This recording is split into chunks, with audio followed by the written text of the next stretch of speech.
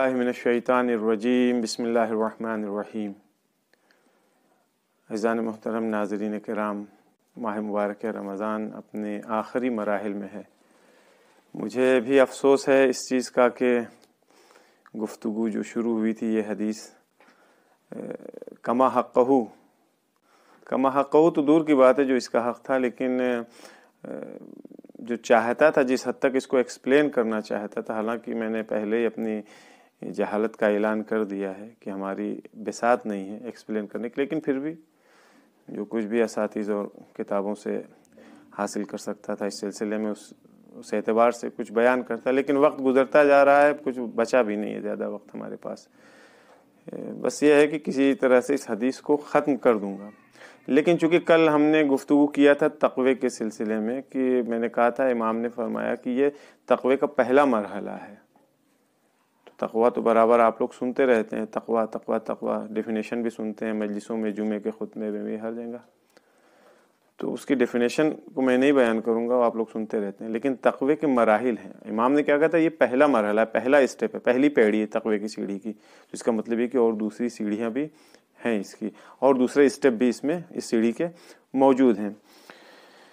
تو اس میں تقوی کے کئی سارے اسٹیپ ہیں۔ سب سے پہلا تقوی جو ہے وہ عملی ہے، عمل کے اعتبار سے انسان کے اندر تقوی ہونا چاہیے۔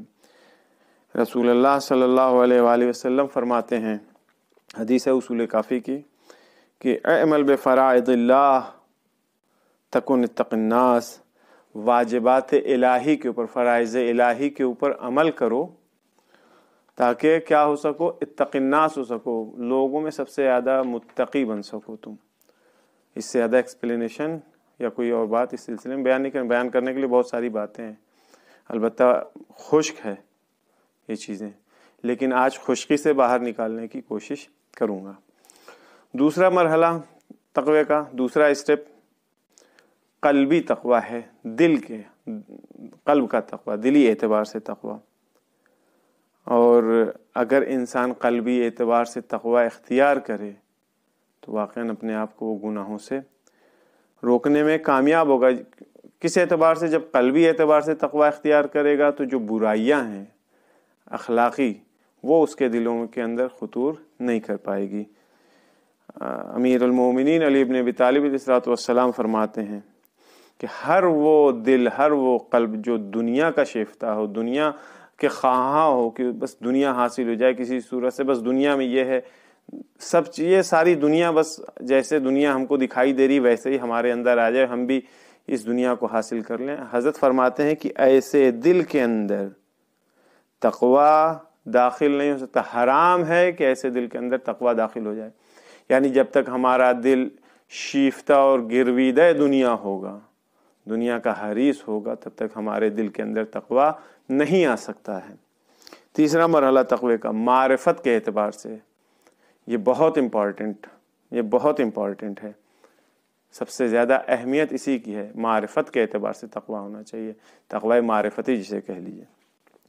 سورہ آل عمران کی 102 نمبر کی آیت ہے، خداوند عالم ارشاد فرما رہا ہے، یا ایھا الذین آمنوا اتقوا اللہ، اے وہ لوگ جو ایمان لائے ہو، اتقوا اللہ، تقوی الہی اختیار کرو، خداوند عالم سے ڈرو۔ کون سا تقوی؟ کتنا ڈرنا ہے؟ کیسا تقوی ہونا چاہیے؟ حق کا تقاتے، جو اس سے ڈرنے کا حق ہے، اس کے تقوی کا حق ہے، ویسا تقوی اختیار کرو۔ پھر فرماتا ہے خداوند عالم، وَلَا تَمُوتُنَّ إِلَّا وَأَنْتُمْ مُسْلِمُونَ، اور یاد رکھو اس وقت تک نہیں مرنا جب تک تم تسلیم محض نہ ہو جاؤ، مسلمان نہ ہو جاؤ، تسلیم نہ ہو جاؤ خداوند عالم کے آگے۔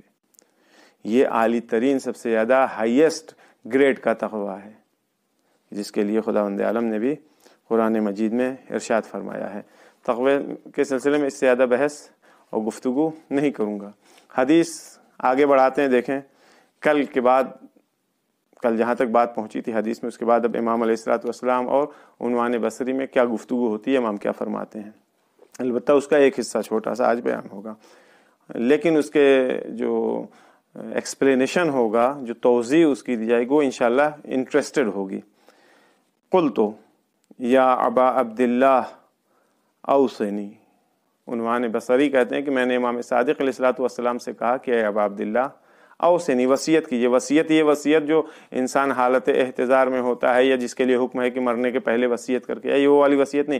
یعنی ہمیں نصیحت فرمائیں، آپ کچھ اچھی چیزوں کی سفارش کریں، تاکید کریں آپ. قال اوصیک بتسعۃ اشیاء، حضرت نے فرمایا کہ میں تم کو 9 چیزوں کی وصیت کرتا ہوں، 9 چیزوں کی سفارش کرتا ہوں، تاکید کرتا ہوں. فإنها وصیتی لمرید الطریق الی اللہ تعالی، یہ جو 9 چیزوں کی میں تاکید کروں گا، وصیت کروں گا، یہ میری وصیت ہے ان تمام لوگوں کے لیے جو خداوند عالم کے راستے کے اوپر گامزن ہونا چاہتے ہیں، راہ خدا کے اوپر چلنا چاہتے ہیں. یہ ہماری وصیت ان تمام لوگوں کے لیے ہے. واللہ اسأل ان یوفق لاستعمالہ، اور کہتے ہیں کہ خداوند عالم سے سوال کرو، طلب کرو، دعا کرو اس سے. کس چیز کے لیے؟ واللہ اسأل، میں خداوند عالم سے دعا کرتا ہوں، طلب کرتا ہوں، اس چیز کو چاہتا ہوں کہ ان یوفقک لاستعمالہ، کہ یہ جو 9 چیزیں میں بتاؤں گا، خداوند عالم تم کو ان چیزوں کے استعمال میں کامیاب کرے، یعنی تم کو ان چیزوں کے اوپر عمل کرنے میں تم کو کامیاب اور کامران رکھے، موفق رکھے. پھر حضرت فرماتے ہیں ثلاثۃ منہا ریاضۃ النفس، اس میں سے 3 چیزیں یہ نفس کی پریکٹس کے لیے ہیں. نفس کی پریکٹس، اس میں ابھی کئی ساری باتیں ابھی امام خود بیان کریں گے. 3 چیزیں اس میں نفس کی پریکٹس کے لیے، ریاضت النفسیہ کے سلسلے میں ہیں. وثلاثۃ منہا فی الحلم، اور 3 چیزیں اس میں حلم اور بردباری کے لیے ہے. وثلاثۃ منہا فی العلم، اور 3 چیزیں اس میں سے علم کے لیے ہیں. یہ امام نے 9 چیزیں کلی طور کے اوپر بیان کر دیا جنرل طریقے سے. پھر فرماتے ہیں فاحفظھا وإیاک والتہاون بھا. فاحفظھا، یہ جو میں بیان کروں گا، یہ جو میں بیان کر رہا ہوں، اس کو یاد کر لو، سیکھ لو، اپنے دل و دماغ میں بیٹھا لو اس کو. وإیاک والتہاون بھا، اور دیکھو بالکل بھی سستی اور کاہلی اس میں تم سے سرزد نہ ہو، یعنی اس کو سیکھنے میں اور اس میں اس کے اوپر عمل کرنے میں ذرا سی بھی سستی اور کاہلی نہ کرنا. قال عنوان کہتا ہے ففرغت قلبی لہ، میں نے اپنے دل و دماغ کو ہر چیز سے فارغ کر دیا، خالی کر دیا دل و دماغ اپنا. یعنی کیا؟ اپنا فل کنسنٹریشن ہم نے امام کی طرف پے کر دیا، اپنا ذہن، اپنا دل و دماغ متمرکز کر دیا امام کی طرف کہ اب امام کیا بیان کر رہے ہیں اس کو مجھے غور سے سننا ہے اور اس کے اوپر عمل کرنا ہے. فقال، امام علیہ الصلوۃ والسلام فرماتے ہیں اما اللواتی فی الریاضہ، وہ چیز جو پریکٹس کرنے کے لیے ہے، نفس سے ریلیٹڈ ہے، ریاضت پریکٹس کی، نفس کی پریکٹس کے سلسلے میں ہے. پہلی چیز، اور بہت دلچسپ جملے ہوں گے آگے کے، البتہ اس کے اوپر اگر غور کریں، عمل کریں تو بہت اچھے ہوں گے. اور حالات حاضرہ جو آج کا ہمارا دنیا کے حالات بنے ہوئے ہیں، اس میں اور بھی زیادہ اپلائی ہوتی ہے یہ چیز. فرماتے ہیں فَإِيَّاكَ أَن تَأْكُلَ مَا لَا تَشْتَهِيهِ، پرہیز کرو کس چیز سے؟ أَن تَأْكُلَ مَا لَا تَشْتَهِيهِ، جس چیز کی بھوک نہ ہو کھانے کو، تشتہی یعنی خواہش نہ ہو، جس چیز کی خواہش نہ ہو کھانے کی، اس چیز کو کھانے سے پرہیز کرو. یہاں ابھی صرف حدیث پڑھتا ہوں، اس کے سلسلے میں دوسری گفتگو بعد میں کروں گا. جس چیز کی کھانے کی خواہش نہ ہو، اس کھانے کو، اس غذا کو کھانے سے پرہیز کرو. فَإِنَّهُ يُورِثُ الْحِمَاقَةَ وَالْبَلَةَ، کیوں؟ اگر جس چیز کی خواہش نہیں ہے کھانے کی تم اسے کھاؤ گے تو یہ سبب بنے گا اس چیز کا کہ حماقت اور نادانی، بے وقوفی کا سبب بنتا ہے. انسان کی خواہش نہیں ہے، وہ کھا رہا ہے، جب چاہے کسی کے پریشر کرنے کے اوپر، چاہے کسی کمپٹیشن میں جا کر کے، یا اپنے آپ کو ہیرو بنانے کے چکر میں، نقشہ مارنے کے لیے کھا رہا ہے. تو یہ حماقت اور بے وقوفی کا سبب بنتا ہے جب انسان کے خواہش نہیں ہوتی اور زبردستی کھاتا ہے وہ. پھر فرماتے ہیں وَلَا تَأْكُلْ إِلَّا عِنْدَ الْجُوعِ، جب تک بھوک نہ لگے تب تک نہ کھاؤ. وَإِذَا أَكَلْتَ فَكُلْ حَلَالًا، جب تمہیں کھانا ہے، جب بھی کھانا کھاؤ، فَكُلْ حَلَالًا، حلال چیز کھاؤ، یعنی حرام سے پرہیز کرو، حرام کھانے سے. وَسَمِّ اللَّهَ، اور بسم اللہ الرحمن الرحیم کہہ کے، خداوند عالم کا نام لے کر کے کھاؤ. وذکر حدیث رسول اللہ صلی اللہ علیہ وآلہ وسلم، اور جب کھانے کے لیے بیٹھو، کچھ کھانا چاہو تو پیغمبر اسلام کی اس حدیث کو یاد کرو، اپنے ذہن میں دہراؤ۔ کیا فرمایا تھا حضرت رسول اللہ صلی اللہ علیہ وآلہ وسلم نے؟ ما ملأ آدمی وعاء شرا من بطنہ، انسان نے اپنے پیٹ سے زیادہ بدتر طریقے سے کسی دوسرے برتن کو نہیں بھرا۔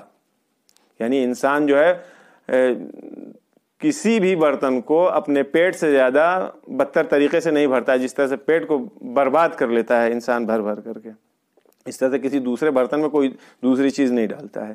ولا بد فثلث لطعامہ فإن كان ولا بد فثلث لطعامہ، اگر کھانا کھانا چاہتے ہو اور کوئی تمہارے پاس چارہ نہیں، یعنی مجبوری تم کو کھانا کھانا ہی ہے، تو کیا کرو؟ تمہارے لیے ضروری ہے فثلث لطعامہ، اپنے پیٹ کو ڈیوائیڈ کرو 3 حصوں میں، 1/3 کھانے کے لیے مخصوص کر لو، طعام کے لیے مخصوص کر لو، وثلث لشرابہ، اور 1/3 جو ہے وہ مایعات یعنی لیکوڈ چیزوں کے لیے، پانی ہے، لسی ہے، یا جو بھی چیز آپ، مٹھا ہے، جو بھی استعمال کرتے ہو کھانے پہ، جوس ہے، تو 1/3 کھانے کے لیے، 1/3 پانی کے لیے، وثلث لنفسہ، اور آخری 1/3 حصہ جو ہے وہ سانس لینے کے لیے خالی رکھو۔ یہیں پہ اس حدیث کو ابھی روکتے ہیں، اب اس کے سلسلے میں ذرا سا کچھ گفتگو ہو جائے۔ کھانا بہت ضروری ہے جسم کے لیے، اس سے انکار نہیں ہے، نہ خدا نے منع کیا ہے، نہ رسول خدا نے منع کیا ہے، نہ اہل بیت اطہار نے منع کیا ہے۔ طریقہ ضرور بتایا ہے، کچھ اس سلسلے میں باتیں بتائی ہیں مفید۔ آج کی میڈیکل سائنس ان چیزوں کو لوگوں سے اپلائی کرنے کے لیے کہتی ہے، یہ آج کی میڈیکل سائنس ہے۔ تحقیق کرنے کے بعد، بہت ریسرچ کرنے کے بعد وہ اس نتیجے پہنچے ہیں کہ نہیں صاحب ایسا ہونا چاہیے، یہ ہونا چاہیے، ہاتھ مثلا دھلنا چاہیے، اس طرح سے بیٹھنا چاہیے، اس طرح کا کھانا کھانا چاہیے، اس طرح کا نہیں کھانا چاہیے۔ یہ میڈیکل سائنس آج کہہ رہی ہے، 1400 سال پہلے پیغمبر اسلام ائمہ اطہار یہ لوگ کہہ کر کے گئے، بتا کر کے گئے ان چھوٹی چھوٹی چیزوں کو۔ امیر المومنین علیہ الصلوۃ والسلام نے امام حسن مجتبیٰ علیہ الصلوۃ والسلام سے فرمایا تھا، خصال میں یہ حدیث ہے، صفحہ 28 جلد 1 کے اوپر، کہ امام علیہ الصلوۃ والسلام نے امام حسن سے پوچھا کہ تم کو 4 خصوصیت میں میڈیکل کے سلسلے میں، طب کے سلسلے میں بتا دوں، چاہتے ہو تو بتا دوں، اگر اس کو سیکھ لو گے تو تم کو پھر کبھی ڈاکٹر کی ضرورت نہیں پڑے گی، میڈیکل کے اعتبار سے امام بتا رہے ہیں۔ تو امام نے کہا جی بتا دیجئے، اپنے بابا سے کہا۔ تو امام فرماتے ہیں کہ جب بھی دسترخوان پر اس وقت تک نہ بیٹھو جب تک کہ تم کو بھوک نہ لگی ہو۔ اگر بھوک نہیں لگی ہے تو دسترخوان کے اوپر بیٹھنے کی ضرورت نہیں ہے۔ ایسا نہ ہو کہ مال مفت دکھائی دے جائے، کہیں اس دروازے پر بھی ہے، اس دروازے پر بھی ہے، اس دروازے پر بھی ہے، پھر وہی گھوم پھر کے میں رسم و رواج کے اوپر آ جاؤں گا۔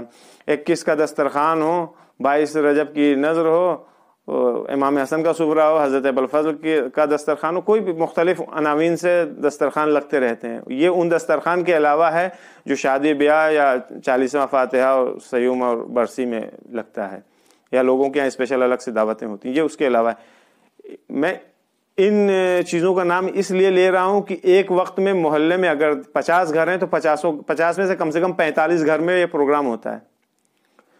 اب جب انسان نکلتا ہے تو اس دروازے پر، اس دروازے پر، اس دروازے پر، ہر جگہ جائے گا، نظر ہے، بہت احترام سے کھاتا ہے، کھانا چاہیے، اس میں کوئی شک نہیں۔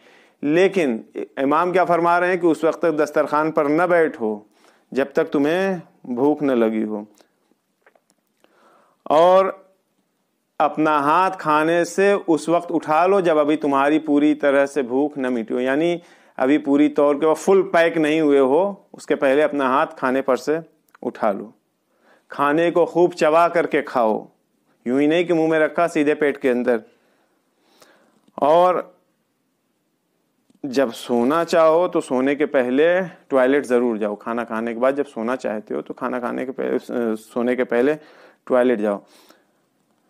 اب امام فرما رہے ہیں کہ جب بھی تم ان 4 کاموں کو انجام دو گے تو پھر تم کو کبھی بھی ڈاکٹر کی ضرورت نہیں پڑے گی۔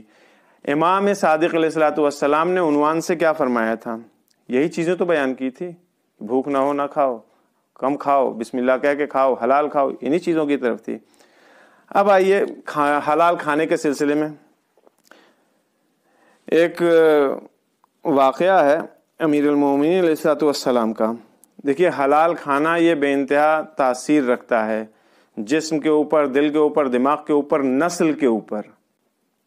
اگر انسان حلال کھائے گا تو پھر اس کی ترقی ہی ترقی ہے، اس کے اندر معنویت ہی معنویت ہے۔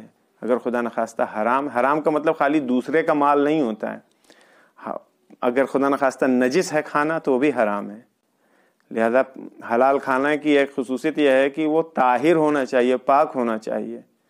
اب ہم ماڈرن بننے کے چکر میں کہ نہیں صاحب وہ آفس اور کلاس اور دوست یار، سوسائٹی میجورٹی فلاں، ہر چیزوں سے بچنے کا علاج ہے، بالآخر اسی میں بندگان خدا اسی دنیا میں زندگی گزار رہے ہیں، جہاں تک بچ سکتا ہے انسان بچے، اس کے راستے ہیں۔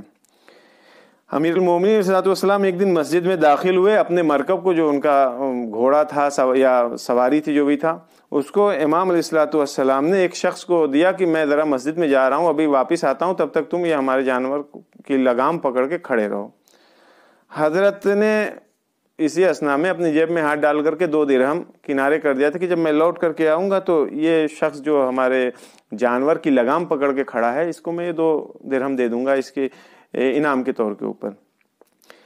اس کے پہلے کہ حضرت مسجد سے نکل کے باہر آتے، اس شخص کے دماغ میں کیڑے رینگ گئے، یہ اس جانور کی اس نے لگام نکالی اور وہاں سے چلا گیا۔ اب حضرت آئے تو دیکھ رہے ہیں کہ جانور تو کھڑا ہے لیکن اس کی لگام نہیں ہے۔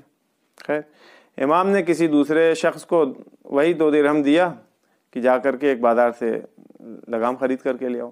وہ گیا بازار میں، اتفاق سے وہی لگام جو حضرت کے مرکب کی تھی اس نے کسی کو بیچ دیا تھا لے جا کے بازار میں۔ اسی لگام کو وہ 2 درہم کی خرید کر کے لے کر کے آیا، حضرت کے حوالے کیا۔ امام علیہ الصلوۃ والسلام نے جب یہ سارا دیکھا، سمجھ گئے کہانی کیا ہے، تو امام نے فرمایا کہ یہ بندے خدا جو ہے، اس شخص نے بے صبری کیا اور اپنے حلال رزق کو اس نے اپنے اوپر حرام کر لیا۔ اگر یہاں یہ کھڑا رہتا تو میں اسے 2 درہم دیتا جتنے میں وہ بیچ کر کے آیا، اس سے کم میں ہی بیچا، کیونکہ 2 درہم میں تو خود حضرت نے واپس خریدوایا اس کو۔ تو اس نے حلال رزق کو حرام میں تبدیل کر لیا ہے۔ اور یہ ہے، دیکھیے انسان ذرا سی لالچ میں اپنی تقدیر کے ساتھ کیسے کھلواڑ کرتا ہے۔ حلال کھانا، حرام سے دور رہنا اتنی زیادہ اہمیت ہے کہ پیغمبر اسلام صلی اللہ علیہ وآلہ وسلم فرماتے ہیں کہ اگر انسان ایک حرام لقمہ چھوڑ دے، ترک کر دے، نہ کھائے، یہ سمجھ کر کہ یہ حرام لقمہ ہے، تو اس کا یہ کام خداوند عالم کے نزدیک 1000 رکعت مستحب نماز پڑھنے سے زیادہ محبوب ہے، پروردگار عالم کے نزدیک اتنی زیادہ اہمیت ہے۔ خود حضرت فرماتے ہیں رسول خدا ایک دوسری حدیث میں کہ اگر کوئی انسان حرام کھا کر کے، اب حرام وہ چاہے غصبی ہو، چاہے نجس ہو، کسی بھی شکل کا ہو، اگر حرام کھا کر کے عبادت کر رہا ہے خدا کی، تو یہ اس انسان کی طرح ہے جو بالو سے، سینڈ سے ایک عمارت تعمیر کر رہا ہے۔ معلوم ہے کہ وہ کبھی کھڑی ہونے والی ہی نہیں ہے، ذرا سی آپ بالو کو بھگا کر کے بھی اگر ذرا سا اونچا کیجیے گا تو فوراً خشک ہوتے ہی پانی جیسے اس کا نیچے ہوگا اوپر سے وہ گر جائے گی۔ تو یہ عبادت کا حال ہوگا۔ امام باقر علیہ الصلوۃ والسلام فرماتے ہیں کہ اگر کوئی انسان کسی حرام کا مرتکب ہوا ہو، اس حرام کے مرتکب ہونے میں حرام لقمہ بھی ہے، حرام کھانا بھی ہے، تو اس کا نہ حج قبول ہوگا، نہ عمرہ قبول ہوگا، نہ وہ صلہ رحم جو کرتا ہے وہ سب قبول، کچھ بھی اس سے قبول نہیں ہوگا، حتیٰ اس کی اولادیں فاسق ہوں گی۔ آج آپ معاشرے میں دیکھ لیجئے، ہم سوچتے ہیں کہ ہم نے تو حلال رزق کھلایا ہے، ہمارے بچہ نافرمان کیوں ہو رہا ہے، ہمارا کہنا نہیں سنتا۔ اب وہ مولوی صاحب کو فون کیا جاتا ہے کہ صاحب کوئی تعویذ بتا دیجیے، کوئی نسخہ بتا دیجیے، کوئی دعا بتا دیجیے، بے انتہا بے کہا ہو رہا ہے لڑکا، کچھ نہیں سنا۔ آپ نے کبھی غور کیا آپ کہاں سے رزق لا رہے ہیں، آپ کون سی غذا کھلا رہے ہیں؟ وہ غذا جو آپ کھلا رہے ہیں اپنے بچوں کو، یا انعقاد نطفے کے وقت آپ نے جو کھایا تھا وہ حلال کھایا تھا یا نہیں کھایا تھا؟ ممکن ہے آپ کھا رہے ہو، حلال کھا رہے ہو، لیکن جب بچہ شکم مادر میں آنے کا پروسیس تھا اس وقت آپ نے کیا کیا تھا؟ یہ لقمہ حلال لقمہ اثر رکھتا ہے. آج اولادیں اگر منحرف ہو رہی ہیں، اولادیں ماں باپ کا کہنا نہیں سنتی ہیں، ماں باپ کی اہمیت ارزش کے قائل نہیں ہیں، اگر خدا نخواستہ توہین کرتی ہیں، یہ پلٹتی ہے ساری بات اسی لقمہ حرام کی طرف. اگر لقمہ حلال کی اہمیت نہ ہوتی تو پیغمبر اسلام کبھی بھی یہ نہ فرماتے کہ عبادت میں 10 جز ہے جس میں سے 9 جز جو ہے اس کا طلب حلال میں ہے، حلال رزق حاصل کرنے میں ہے. لہٰذا انسان کو چاہیے کہ وہ اپنے پیٹ کو پاک رکھے، اپنی شرمگاہوں کو پاک رکھے. اگر انسان اپنی پیٹ اور شرمگاہ کو پاک رکھے گا تو خداوند عالم کے نزدیک بہت افضل اور بہت برتر ہے. یہ انسان بہت اہمیت کے حامل ہے. یعنی خداوند عالم کہ اگر کوئی انسان صرف اپنے پیٹ کو پاک رکھے، اپنی شرمگاہوں کو پاک رکھے، حرام میں مبتلا نہ کرے، تو اس نے خدا کی بہت اچھے طریقے سے بندگی انجام دی ہے.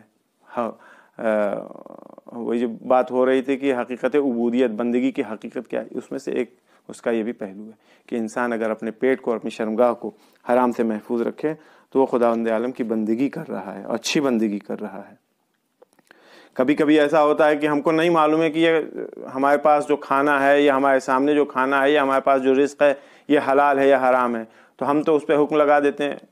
فقہی اعتبار سے اجازت ہے کہ بھائی آپ کو نہیں معلوم ہے کہ یہ نجس ہے یا پاک ہے، تو آپ یہ سمجھ لیجئے کہ انشاءاللہ پاک ہوگا، یہ کہہ کے آپ کھا سکتے ہیں. لیکن علماء نے ہی بیان کیا ہے، اور جو بیان کیا ہے وہ احادیث سے ہی، معصومین علیہ الصلوۃ والسلام کی احادیث سے ہی اس بات کو انہوں نے بیان کیا ہے کہ ایسے موقع کے اوپر اگر کوئی انسان اپنے آپ کو روک لیتا ہے ایسی مشکوک غذائیں کھانے سے جس کے سلسلے میں شک ہو کہ پتہ نہیں یہ پاک ہے یا ناپاک ہے. اب طہارت اور نجاست کا ایک اور بھی اس میں حصہ شامل ہوتا ہے. اس موضوع کو چھیڑنا نہیں چاہتا، صرف اشارہ کرتا ہوں. اگر خمس ادا ہوا ہے پیسے کا تو پیسہ پاک ہے، اس پیسے سے جو کچھ بھی خریدا جائے گا وہ پاک ہے. اگر خمس اور زکوٰۃ جو کچھ بھی اپلائی ہوتا ہے اگر وہ ادا نہیں کیا گیا ہے تو یہ غصبی ہے، نجس ہو گیا ہے. ہم اس پیسے سے جو کچھ بھی کھائیں گے تو وہ ہمارے جسم کے اندر پھر حلال کا اثر نہیں رکھے گا. لاکھ ہم نے محنت کر کے کمایا ہو، لاکھ ہم نے بہت پسینہ بہا کر کے اسے کمایا ہو.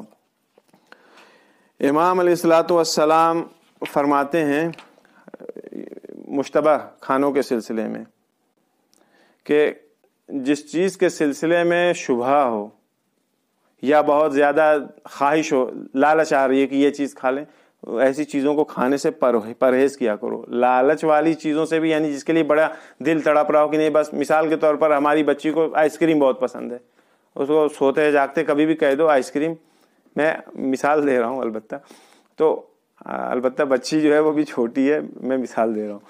تو اگر یہ بچی کی جگہ کوئی بڑی بیٹی ہوتی ہے ہماری یا بڑا لڑکا ہمارا ہوتا، وہ کہہ نہیں تھا اب ہم کو صرف آئس کریم ہی کھانی ہے، تو امیر المومنین کیا فرما رہے ہیں کہ اگر بہت زیادہ خواہش ہے، بہت زیادہ لالچ ہو رہی کسی چیز کی تو اس سے پرہیز کرو، اور مشتبہ چیزوں سے، مشکوک چیزوں سے بھی پرہیز کرو، کیونکہ یہ کام تم کو دھیرے دھیرے حرام کی طرف لے کے جائیں گے، مرتکب کریں گے تم کو حرام میں.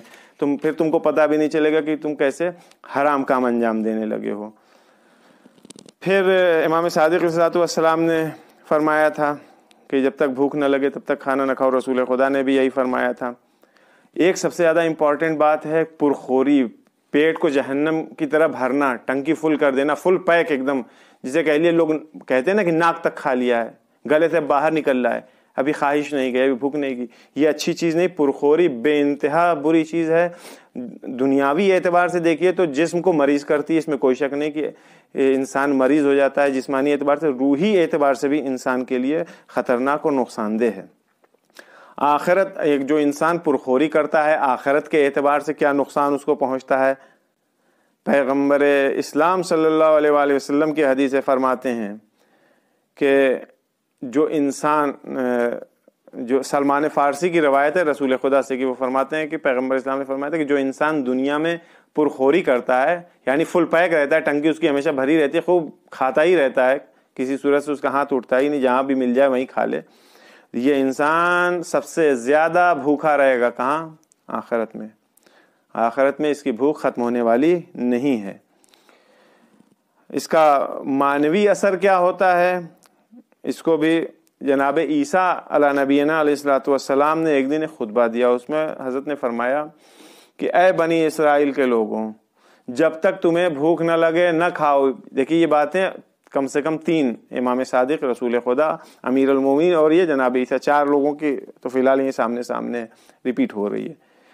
اور جب تمہیں بہت زیادہ بھوک لگے، جب تم واقعی بھوکے ہو، اس وقت کھاؤ، لیکن سیر نہ ہو جاؤ. یعنی کیا مطلب؟ یعنی اپنی ٹنکی فل پیک نہ کرو، گلے تک اور ناک تک اور نہ جانے دماغ تک نہ کھاؤ، بلکہ اگر مثال کے طور پر یہاں تک پیٹ جہاں پہ آپ کا ختم ہو رہا ہے وہاں تک اگر آپ کی بھوک ہے تو آپ اس سے 2 انگل نیچے ہی کھائیے. پھر فرماتے ہیں جناب عیسیٰ علیہ نبینا علیہ الصلوۃ والسلام کہ جب تم سیر ہو جاؤ گے، یعنی اگر تم نے ٹنکی فل کر کے کھایا تو اس کا نقصان کیا ہے؟ گردن موٹی ہو جائے گی، اور پہلو یعنی کمر کے نیچے والا یہ پورا حصہ، تمہارا پیٹ وغیرہ سب اس میں شامل ہے، یہ سب موٹا ہو جائے گا، پھیل جائے گا، اور اس صورت میں تم اپنے پروردگار کو بھول جاؤ گے. آپ دیکھیے ہوتا ہے نہیں، ایک سلم باڈی والا انسان پروردگار عالم کی عبادت جس طرح سے کر سکتا ہو، یا اپنے دوسرے امور کو، عبادت کو چھوڑ دیجیے، اپنے دوسرے کام کو جیسے وہ کر سکتا ہے، کیا موٹا تگڑا آدمی بھی ویسے ہی کر سکتا ہے؟ نہیں. اٹھنے میں زحمت، بیٹھنے میں زحمت، چلنے میں زحمت، ہر چیز میں. نہ لباس، کپڑے کی پرابلم، کپڑا بھی صحیح سے جسم کے اوپر نہیں آ رہا ہے، ادھر سے بند کرو تو ادھر سے کھل رہا ہے، یا تو پھر ایک دم فری سائز لے لے، جھولے کی طرح سے ٹانگ دے اپنے آپ کو اس کے اندر. تو یہ ساری چیزیں ہیں، جسم بھی انسان کا خراب ہوتا ہے، اور اس کا عاقبت آخرت بھی خراب ہوتی ہے، دنیا میں بھی اس کو بے انتہا پریشانی ہوتی ہے. جسم کے اعتبار سے کیا نقصان دہ ہے؟ پیغمبر امام رسول خدا صلی اللہ علیہ وآلہ وسلم کی حدیث ہے کہ پرخوری جو ہے، زیادہ کھانا، الاکل علی الشبع یورث البرص، برس کی بیماری جسے کہ یہ پیسی جزام جلد کی بیماری لے کر کے آتا ہے. انسان کی جلد خراب ہوتی ہے زیادہ کھانے سے. لہذا کھانے کے لیے منع نہیں، کھائیے، سب کچھ کھائیے، لیکن انڈر لمٹ کھائیے، اوور لمٹ نہ کھائیے. اس سلسلے میں ایک آخری بات اور سن لیجئے. رسول خدا صلی اللہ علیہ وآلہ وسلم نے نقل کیا ہے کہ ایک دن میرے بھائی جناب عیسیٰ علیہ نبینا علیہ الصلوۃ والسلام، اسے غور سے سنیے گا، یہ کاش وقت ہوتا تو یہ چیزیں ایکسپلینیشن چاہتی ہیں. میں تو صرف روایات نقل کر دے رہا ہوں، خود سے سمجھیے. خدا نے عقل دیا ہے، شعور دیا ہے. جناب عیسیٰ ایک دن ایک شہر سے گزر رہے تھے تو انہوں نے دیکھا کہ ایک مرد اور ایک عورت ایک دوسرے سے الجھے پڑے ہیں، خوب چیخا چلاہٹ ہو رہی ہے، خوب چیخ پکار ہو رہی ہے، دونوں ایک دوسرے کے اوپر چلا رہے ہیں. حضرت نے جب دیکھا جناب عیسیٰ نے تو پوچھا کیا کر رہے تم لوگ، کیا بات ہے؟ تو اس شخص نے کہا کہ اے نبی خدا، یہ جو عورت آپ دیکھ رہے ہیں یہ میری بیوی ہے. ظاہراً ہم لوگوں کے درمیان کوئی مشکل نہیں ہے، نیک ہے یہ عورت، لیکن میں چاہتا ہوں کہ اس سے جدا ہو جاؤں، میں اب اس کے ساتھ رہنا نہیں چاہتا. آج کی زبان میں کئی میں اسے طلاق دینا چاہتا ہوں. تو حضرت نے کہا کہ بھائی بات تو تمہاری صحیح ہے، لیکن ماجرا تو بتاؤ، آخر دیکھیں مشکل کہاں ہے تم لوگوں کی، وجہ کیا ہے؟ تو اس نے کہا کہ یا نبی خدا، یہ عورت بدصورت ہے، یعنی خراب سی ہے، جبکہ اس کی ابھی کوئی عمر نہیں ہے، عمر کے اعتبار سے بہت چھوٹی سی ہے، لیکن اس کا جو ہے مجھے اب اچھی نہیں لگتی، بہت خراب سی لگتی ہے. تو حضرت نے اس عورت سے کہا کہ تم چاہتی ہو کہ تمہارا چہرہ، تمہاری صورت، تمہاری شکل جو ہے وہ تر و تازہ ہو جائے؟ تو اس نے کہا ہاں نبی خدا، کیوں نہیں. تو جناب عیسیٰ نے فرمایا علی نبینا علیہ الصلوۃ والسلام نے کہ جب بھی کھانا کھاؤ تو انڈر لمٹ کھانا کھاؤ، اپنے آپ کو فل پیک ہونے کے پہلے ہاتھ کھانے پر سے اٹھا لو، کیونکہ جب کھانا جو ہے وہ پیٹ کے اندر زیادہ ہو جاتا ہے اور سینے سے ٹکرانے لگتا ہے تو اس صورت میں چہرے کا جو پانی ہوتا ہے، چہرے کی جو رونق ہوتی ہے، نور ہوتا ہے، وہ زائل ہو جاتا ہے. جناب عیسیٰ نے اس عورت کو یہ نصیحت کیا یا یہ وصیت کیا، اس عورت نے اس کام کو انجام دیا اور دوبارہ سے وہ پھر سے جوان ہو گئی. تو میرے نوجوانوں، میرے عزیزوں، میرے دوستوں، بھائیوں، بہنوں، یہ ہم سب لوگوں کا فریضہ ہے کہ اگر ہم پروردگار عالم کی بندگی کرنا چاہتے ہیں تو بندگی اسی وقت کر سکتے ہیں جب ہمارا پیٹ فل پیک نہیں ہوگا. ایک جناب داؤد کا بھی واقعہ تھا، انشاءاللہ توفیق رہی تو کل اسے بیان کر کے پھر دوسری بات شروع کروں گا. پروردگار عالم کی بارگاہ میں دعا گو ہے کہ ہماری توفیقات میں اضافہ فرما، ہم تمام لوگوں کو بلا بیماری سے محفوظ رکھ. والسلام علیکم ورحمۃ اللہ وبرکاتہ.